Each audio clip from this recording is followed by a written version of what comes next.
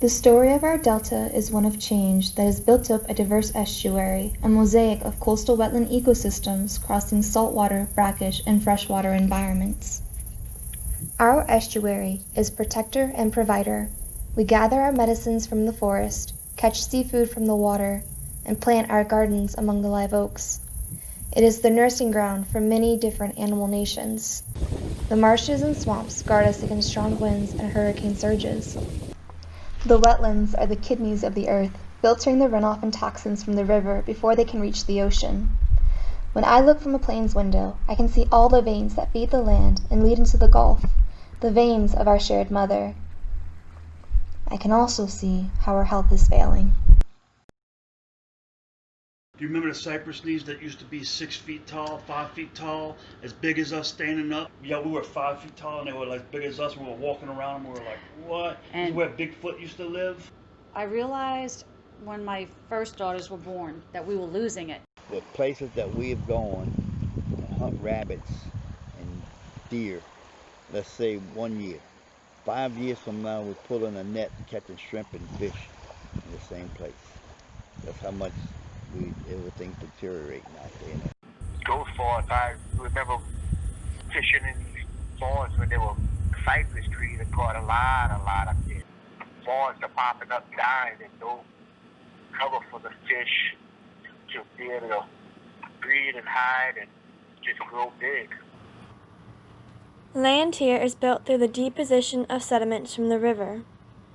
Every so often, the river switches paths for a shorter route to the Gulf of Mexico. Erosion, subsidence, and sea level rise work at the sediment-starved land, washing away wetland habitat and creating barrier islands off the coast. In time, the river could reoccupy the area and build up the land again, continuing the delta cycle. However, this cycle has been disrupted. Levees along the Mississippi River seek to prevent its movement and seasonal flooding, which once brought freshwater nutrients to the land. Old-growth forests in the area were largely cleared for infrastructure and real estate development. Many of our old hunting grounds and sacred sites are now lost and lie under hundreds of tons of concrete.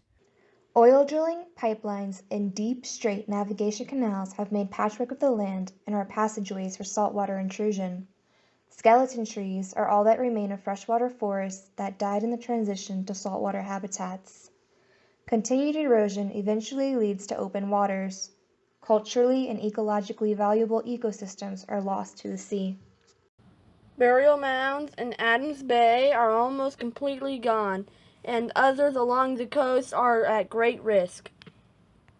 We face dwindling access to sacred areas and subsistence activities, worsening our health as chemical and extractive industries continue to intrude into our environments and communities.